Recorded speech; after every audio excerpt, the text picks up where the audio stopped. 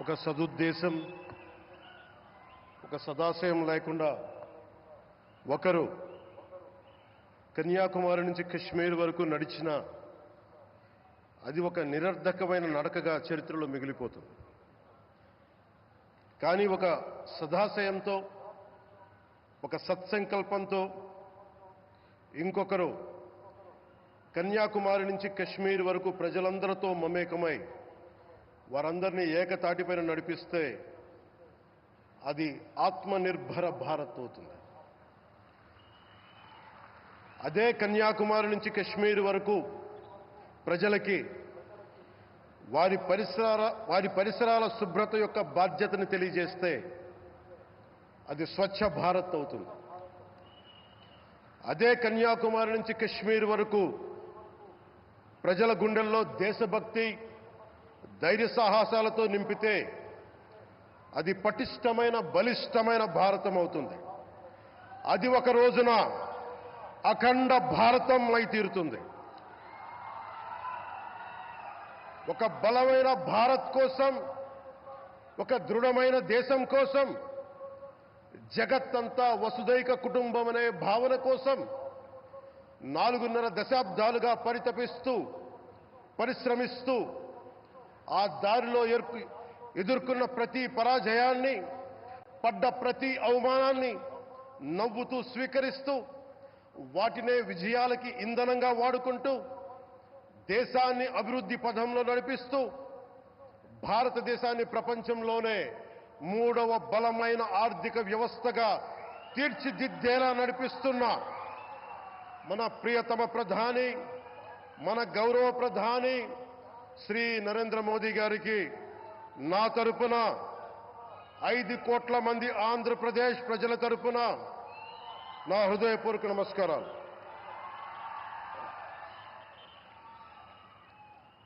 విద్యార్థి నాయకుడిగా రాజకీయాల్లో ప్రవేశించి రెవెన్యూ మంత్రిగా, ఆర్థిక మంత్రిగా మొదలై తెలుగుదేశంకి రథసారథి అయి 4వసారి ముఖ్యమంత్రి అయి తెలుగు ప్రజల్ని అభివృద్ధి పదంలో నడిపిస్తున్న దార్శనికులు, రాజకీయ ఉద్దండులు గౌరవ ముఖ్యమంత్రి శ్రీ నారా చంద్రబాబు నాయుడు గారికి నా హృదయపూర్వక నమస్కారాలు.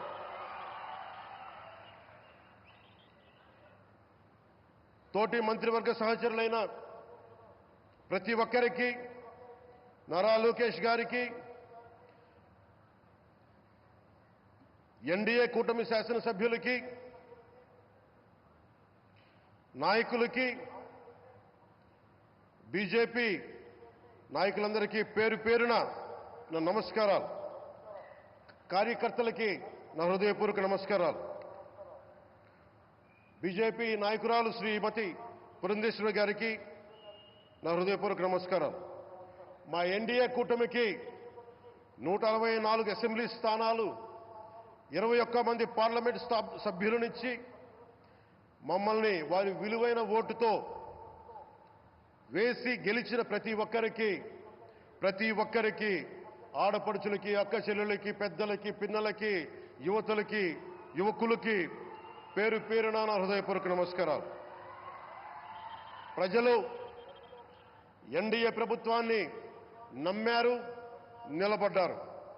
అలా నిలబడినందుకే ఈ రోజున మన గౌరవ ప్రధానమంత్రి గారి సారథ్యంలో ఈ ప్రారంభోత్సవాలు కానీ, శంకుస్థాపనలు కానీ, అది దక్షిణ కోస్తా రైల్వే జోన్ కావచ్చు, కృష్ణపట్నం ఇండస్ట్రియల్ పార్క్ కానీ, గ్రీన్ హైడ్రోజన్ హబ్ కానీ, అనకాపల్లి బల్క్ డ్రగ్ పార్క్ కావచ్చు, 6 కొత్త రైల్వే ప్రాజెక్టులు కావచ్చు, వీటన్నిటిని వచ్చే పెట్టుబడి దాదాపు 2,10,000 కోట్ల రూపాయల పెట్టుబడులు, 7.5 లక్షల మందికి ఉపాధి అవకాశాలు.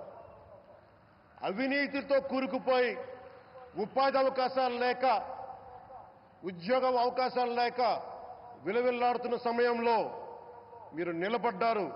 అందుకే ఈ రోజున ఈ 2 లక్షల పైచిలుకు పెట్టుబడితో 7.5 లక్షల ఉపాధి అవకాశాలు లభించి మనందరికీ ఇచ్చినందుకు మనస్ఫూర్తిగా ప్రధానమంత్రి శ్రీ నరేంద్ర మోదీ గారికి చేతులెత్తి నమస్కరిస్తున్నాం.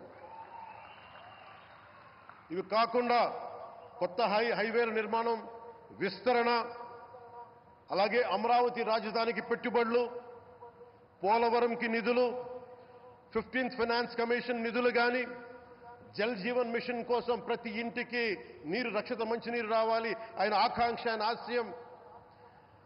మనకు గంట కాదు 24 గంటలు రావాలని పడ్డ తపన ప్రధానమంత్రి గారిది. వీటన్నిటికీ చేయగలుగుతున్నాం, ముందు ప్రారంభించామంటే మీరు మా మీద పెట్టిన భరోసా, మా మీద పెట్టిన నమ్మకం, గౌరవ ప్రధానమంత్రి గారి మీద మీరు చూపించిన నమ్మకం. ఈ రోజున అది 2 లక్షల పైచిలకు పెట్టుబడులుగా ఇక్కడికి వచ్చింది. ఎక్కడో మన మారుమూల గ్రామాల్లో 70 సంవత్సరాల పాలనలో గ్రామాలకి రోడ్డు లేదు. ప్రధాన్ మంత్రి సడక్ యోజన కింద ఈ రోజున మనం మారుమూల గిరిజన గ్రామాల్లో కూడా రోడ్లు వేయగలుగుతున్నామంటే దానికి ముందుండి మాకు వెన్నుతట్టి మాకు నిధులు సమకూరుస్తుంది నరేంద్ర మోదీ గారు. భారతం అభివృద్ధి పదంలో ఎందుకు చేశారు ఇవన్నీ అంటే, భారతదేశం అన్ని రాజ్యాలు, అన్ని రాష్ట్రాలు ఏ ఒక్కరు కూడా అభివృద్ధిలో వెనకపడకూడదు. అది మనకి తెలంగాణ కావచ్చు, ఆంధ్రప్రదేశ్ కావచ్చు, ఆంధ్రప్రదేశ్లోని ఉత్తరాంధ్ర, రాయలసీమ, మనకి కోస్తాంధ్ర కావచ్చు, ఎక్కడా కూడా ఏ ప్రాంతం కూడా వెనుకపడకూడదు. అభివృద్ధిలో అందరికీ సమాన వాటా ఉండాలని చెప్పే ఈరోజు ఇన్ని పెట్టుబడులు. ఈ మోదీ గారి సంకల్పానికి, సహకారానికి, ఆయన గైడెన్స్కి మనస్ఫూర్తిగా నా కృతజ్ఞతలు. 5 ఏళ్ల అవినీతి అరాచక పాలనలో ఆంధ్రప్రదేశ్ అంధకారంలో కూరుకుపోయినప్పుడు ఆ రోజున మన ముందుకొచ్చి మేము ఎన్డీఏ కూటమితో మనం నిలబెడదాం, ఆంధ్రప్రదేశ్ ప్రజల ఆకాంక్షలు నిలబెడదాం, అభివృద్ధి పదంలో నడిపిద్దామని చెప్పి ఆ రోజు ఆశాజ్యోతిలో నిలబడ్డారు.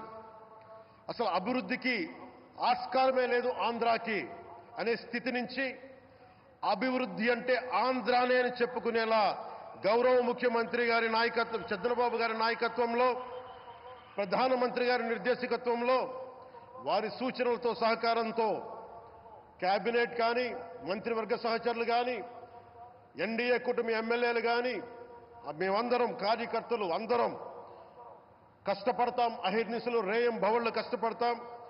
దేశ ప్రగతిలో భాగస్వామ్యులవుతాం. మేము ప్రధానమంత్రి గారికి అండగా ఉంటామని తెలియజేసుకుంటూ, ఆంధ్రప్రదేశ్లో ఉన్న ఆంధ్రాకి వెలుగుతో నింపుతున్న మీ నిండు హృదయానికి నా హృదయపూర్వక కృతజ్ఞతలు తెలియజేసుకుంటున్నాను.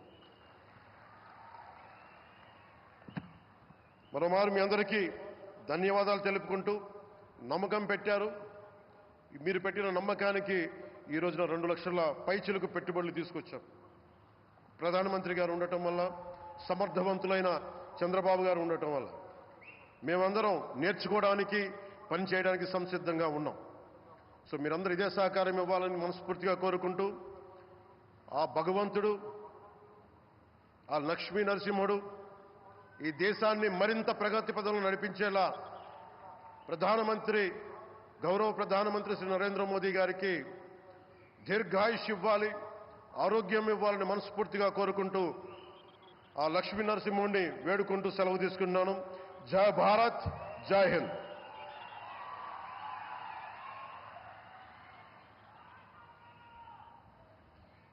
Thank you sir, thank you very much.